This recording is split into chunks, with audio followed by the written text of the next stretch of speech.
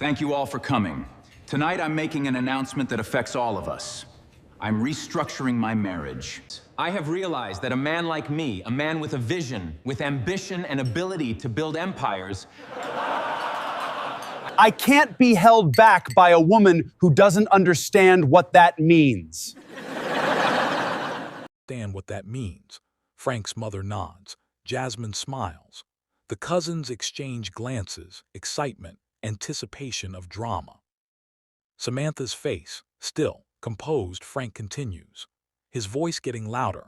So I'm showing everyone tonight exactly what the difference is between the woman I've outgrown and the woman who understands me. The room tenses.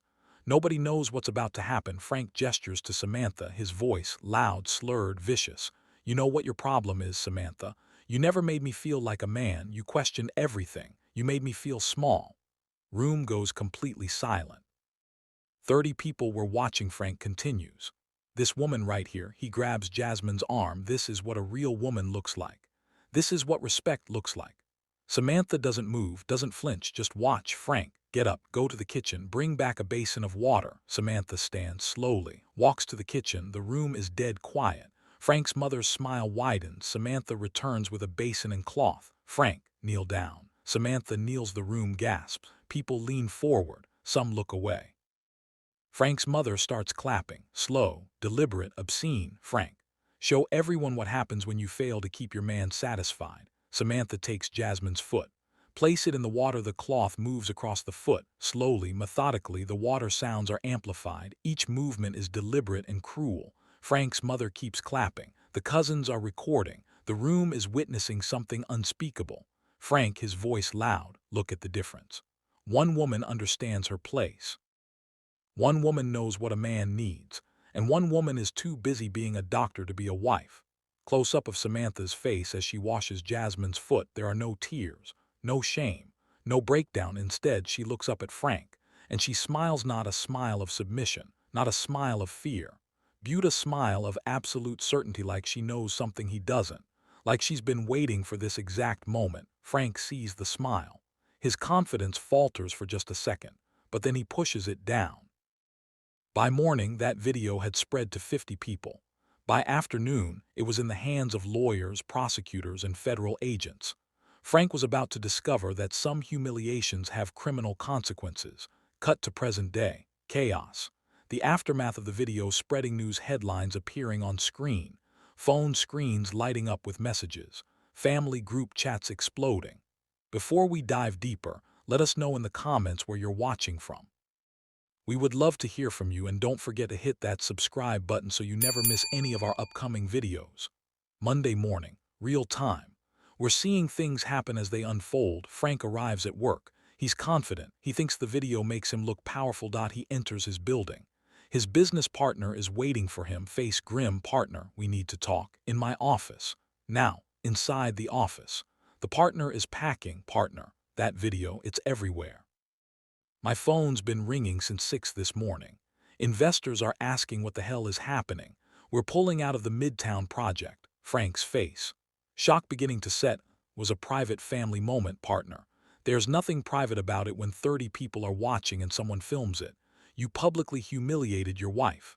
You made our firm look like we employ men who abuse women. The partner stands. Partner, clean this up, or we're dissolving the partnership. Frank stands. He looks like he's about to argue, but he doesn't. He walks out. Frank walks into the Atlanta Athletic Club, his regular haunt. The bartender, normally friendly, won't make eye contact. Another man at the bar stands and leaves rather than say hello. Frank sits alone. Everyone in the room knows. Everyone has seen the video. Within hours, Frank had lost a business partner and was being whispered about in every room in Atlanta where wealth and power gathered. The family group chat. Phone screens showing messages flooding in. Frank's mother. Frank, we need to discuss this immediately. Frank's cousin, that was disgusting. His lawyers are already calling. There's talk of legal action. Frank's brother, I'm issuing a statement that the family does not condone this behavior. Each message appears on screen. The isolation is visual and immediate. By Tuesday, his own family had publicly distanced themselves. His mother, who had encouraged everything, suddenly called it unforgivable. Jasmine sits on her couch. Her phone is ringing constantly. She's not answering on her screen, news articles with her face pixelated, comments. Jasmine. Her friend arrives, concern on her face. Friend, Jasmine, you need to talk to a lawyer. The internet is calling you a homewrecker. Your firm is getting hate mail. Jasmine, I didn't do anything wrong. Frank said, friend, Frank used you. He used you to humiliate his wife in front of his entire family. And now you're the other woman in a scandal that's going to follow you forever. Jasmine's face. Realization dawning that she's been played. Within 72 hours, Jasmine understood the truth. She wasn't Frank's future. She was his tool, and he'd just broken her across his wife's back. Samantha at work, patients coming in. Her staff treating her differently, with respect, with sympathy. One patient, an older woman, arrives for an appointment. Patient, doctor. Samantha, I just want you to know that what your husband did was wrong. You deserve better. Samantha smiles professionally. Samantha, thank you for your concern, but I assure you everything is under control. The patient leaves. Samantha's expression shifts. She's not broken. She's calculating. While the family imploded, Samantha was preparing for the next phase. Not phase 1, which was the humiliation. Phase 2, which had been planned for 3 years. Samantha's home office at night. She's alone on the desk. Files, documents, financial statements, phone recordings labeled with dates. For 3 years, while Frank thought he was winning, Samantha had been documenting everything. Visual montage, fast cuts, photos of property deeds, financial transfers being photographed, recordings being made, Samantha meeting with a forensic accountant, files being organized chronologically, bank statements, corporate documents, shell corporation registrations. Every asset Frank transferred. Every loan he took against their properties, every conversation where he discussed hiding money. She had it all. Close-up of a legal pad. Handwritten notes, 2019. Frank transfers $3 to Shell Corp in Delaware. 2020, Jasmine given signing authority on 3 accounts. 2020, loans against shared property without consent. 2021, recordings of Frank discussing making Samantha disappear financially. She didn't just have evidence of infidelity. She had evidence of fraud. Samantha sits at her desk. She pulls up a recording file. We hear audio from a phone call, Frank's voice on recording. The goal is to make sure she gets nothing. We restructured everything before the divorce. By the time she realizes what's happening, the assets will be untraceable. Jasmine's voice on recording. But won't she have a lawyer? Frank's voice. By then it's too late. The money's hidden. The accounts are closed. She'll spend $1 million in legal fees just trying to find it, and she still won't find everything. Audio cuts off. He'd literally confessed to fraud on a recording to his mistress, and Samantha had it all documented. Samantha closes the laptop. She looks directly at the camera for one moment, no emotion, just absolute certainty. On March 14, 2021, when Frank humiliated her in front of his family, he thought he was making a statement. He was actually creating evidence. And Samantha was letting him do it deliberately. Fast forward. We see a calendar flipping through dates. March 15, March 16, March 17. What happened next moved fast. Law offices. Samantha walked in with her lawyer, a sharp, professional woman named Catherine, meeting room. Real-time reenactment. Samantha sits across from me. Be clear about what we're doing here. We're not just filing for divorce. We're building a criminal case. Catherine opens a folder. Inside, the documents, the recordings, the photographs. Catherine continues. Your husband has transferred over $40 million to accounts you had no knowledge of. He's taken loans against shared property without your consent, and he's confessed to intentionally hiding assets from you. That's fraud. Samantha, what happens next? Catherine. We filed a motion to freeze his accounts pending investigation. We introduce the video as evidence of emotional abuse and control. And we make sure every single judge in Georgia knows exactly what kind of man they're dealing with. Frank's lawyer's office.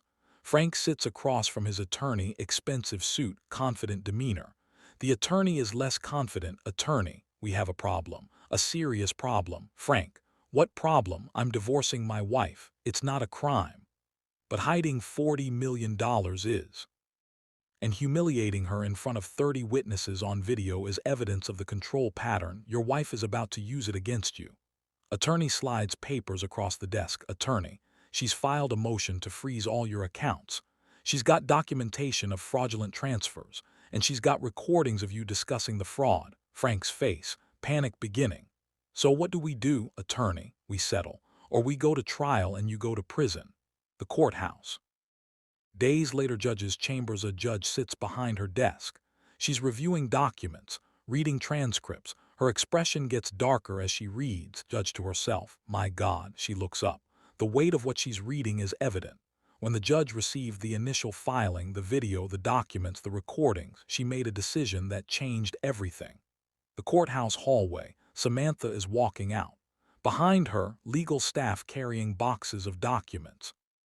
The bailiff approaches with papers. Bailiff, the judge has issued an order. All accounts belonging to Frank are frozen pending investigation of suspected fraud. He cannot access any funds without court approval. Samantha receives the papers. She doesn't smile, she just nods. Frank woke up on March 18th as a multimillionaire. By March 19th, he couldn't access a single dollar. Frank's office. He arrives. His business partner is waiting with security. Partner, your access to company funds is revoked. You're on suspension pending the outcome of the investigation. Frank, you can't do this. Partner, we can and we did.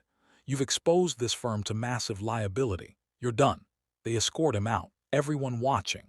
The humiliation, this time it's his. Within 1 week, he'd lost his business partnership, his access to funds, and his reputation in Atlanta's business community. But the legal assault was just beginning. Samantha's home. Evening. She's sitting with Catherine, her lawyer. Catherine, we've found something else. 3 more shell corporations, accounts in the Cayman Islands, Delaware, and Nevada. He's hidden approximately $60 million, not 40. We get it back, Catherine? Yes, but it's going to take time and it's going to require going federal. Catherine pulls out a phone. She dials. Catherine into phone. Hi, this is Catherine Rodriguez. I'm calling about potential securities fraud and wire fraud involving a local developer. I have substantial documentation. The camera pulls back as she's speaking. We're moving into criminal territory now. Samantha didn't just file for divorce. She triggered a federal investigation, and that investigation would change everything. Weeks later. The estate. This time it's different. This time it's a confrontation. Samantha has called a family meeting, not through Frank. Directly through Frank's mother. The dining room. Night. Tense lighting. Samantha enters. She's dressed in professional attire, not submissive, not trying to look small, powerful. Frank's mother is at the head of the table. Frank is not there. He wasn't invited. Samantha stands at the center of the room. Samantha, her voice steady, measured. Called you here because you need to understand what you witnessed on March 14th. It wasn't a moment of passion. It wasn't a man making a statement about his feelings. It was calculated humiliation, and it was illegal. The family members' faces, shock, confusion, discomfort. Samantha continues. My husband has spent 6 years systematically hiding assets, 6 years of fraud, 6 years of planning to leave me with nothing while he ran off with someone young enough to be his daughter. Trina is in the back. She's pale. She knows exactly what's coming. Samantha, he used you. He used your family. He used shame as a weapon. And when he thought I was broken, when he thought I had no options, he made his move. He created a video that he thought would destroy me. Samantha pulls out her phone. She plays the audio recording, the one where Frank discusses hiding money. The room goes silent as they hear Frank's voice confessing to fraud. Samantha, that's your son. That's your nephew. That's the man you all supported, and he's a criminal. Frank's mother stands. Fury, humiliation, realization that her family name is destroyed. Frank's mother, how dare you, Samantha? Not finished. The federal government is investigating him. They have access to every account, every transfer, every conversation. Within 90 days, he'll be charged with fraud. Within a year, he'll be in prison. The cousins exchange looks. One of them pulls out his phone. He's already texting, spreading the word. Samantha, and I want you to understand something. The video you allowed him to create, that's going to be exhibited in the trial. That's going to be shown to a judge and a jury. And everyone is going to see that he did this deliberately, that he had control issues, that he was willing to publicly humiliate his wife to maintain power. Samantha turns to Jasmine. Samantha, you thought you'd won. You thought you were going to have a life with him. You thought you were special. But you were just a tool, just like I was, just like every other person in this family is. You were useful to him until you weren't. Jasmine stands, she's trembling. Jasmine, that's not fair. I didn't know, Samantha. You knew exactly what you were doing. You knowingly participated in hiding assets. You signed documents. You have accounts in your name that contain marital funds. That makes you complicit in fraud. Jasmine's face goes white. She looks at her phone. She's already Googled the charges. Fraud, wire fraud, conspiracy. Samantha, not your enemy. The law is. And you're about to find out what happens when you participate in a federal crime because a man promised you love and money. Samantha walks toward the door. She pauses at the threshold. Samantha, and to everyone in this room, the only reason I'm telling you this is so you understand that the video you watched on March 14th wasn't the end of this story. It was the beginning. And every single one of you who encouraged it, who clapped when it happened, who supported Frank, you're going to watch him fall. And you're going to understand that some actions have consequences. She leaves silence in the room. The family sits in the wreckage of their own complicity fade to black. What happened next wasn't just a divorce, it was an exposure, and Samantha had orchestrated every single second of it. Federal Building, Atlanta. Days later, the FBI doesn't move fast on white-collar crime. But when you hand them documented fraud, hidden assets, wire transfers across state lines, and recorded confessions, they move fast. Montage of investigation, agents arriving at Frank's office, files being seized, bank records being subpoenaed, accounts being traced. Shell corporations being unraveled, each transaction being documented. What they found was a pattern of fraud that went back 6 years, not just hiding money from his wife, but defrauding investors, misrepresenting property values, creating false LLC structures to hide income. An FBI agent walks into an interrogation room where Frank is sitting with his lawyer. Real-time reenactment. Agent, Mr. Frank, we've executed search warrants on 7 of your properties. We've frozen accounts in the Cayman Islands, Delaware, and Nevada. We found wire transfers totaling approximately $63 million that you failed to disclose to your wife or to the investors in your development projects. Frank, defensive. I want a lawyer. Agent, you have a lawyer. What you need is a plea deal, because right now we're looking at 12 federal counts. Wire fraud, securities fraud, tax evasion, and conspiracy to commit fraud. The agent slides papers across the table. Agent, your girlfriend already gave us everything. She's cooperating. She's agreed to testify. Your business partner is cooperating. We have your recorded conversations. We have your emails. We have your financial records. Frank's face. The realization that he's finished. Agent, the only question now is whether you want to make this easy or hard. Prosecutor's office. A female prosecutor sits across from Jasmine. Prosecutor, you have 2 options. Option 1, you testify fully against Frank. You explain your role in hiding assets, you detail his instructions to you, you provide your perspective on the scheme. In exchange, we recommend a reduced sentence, probation, restitution. And option 2, you don't cooperate, and we prosecute you as a co-conspirator, federal charges, prison time, loss of your law license. Jasmine's face breaks. She puts her head in her hands. Jasmine, I want to cooperate. By May 2021, Jasmine had agreed to testify against Frank. His own business partner had agreed to testify against him, and the federal government had a case so strong that his lawyers were begging him to take a plea deal. Montage of news coverage, headlines appearing on screen. Atlanta developer faces federal fraud charges. Multi-million-dollar scheme exposed. Family betrayal leads to criminal investigation. The Atlanta business community watched in real time as one of its most powerful men was dismantled by his own crimes, by his own arrogance, by his own need to publicly humiliate the one person who actually had power over him. Frank's mugshot appears on screen. On June 3, 2021, Frank was arrested and charged with 8 counts of federal fraud. His mugshot is stark. No confidence, just the realization of a broken man. Samantha's home. She's watching the news coverage on her television. The headline reads, "Developer arrested in multi-million-dollar fraud scheme." Her expression doesn't change. She's not celebrating. She's just watching justice happen. Samantha didn't celebrate. She didn't gloat. She just moved on to the next phase of dismantling everything he'd built. Civil courtroom. Weeks later, Samantha's attorney stands before a judge. Attorney, Your Honor, we're filing suit against Jasmine for tortious interference in the marriage. We have evidence that she knowingly participated in the destruction of the marital relationship for personal financial gain. We have recordings, documents, and testimony that demonstrate her complicity.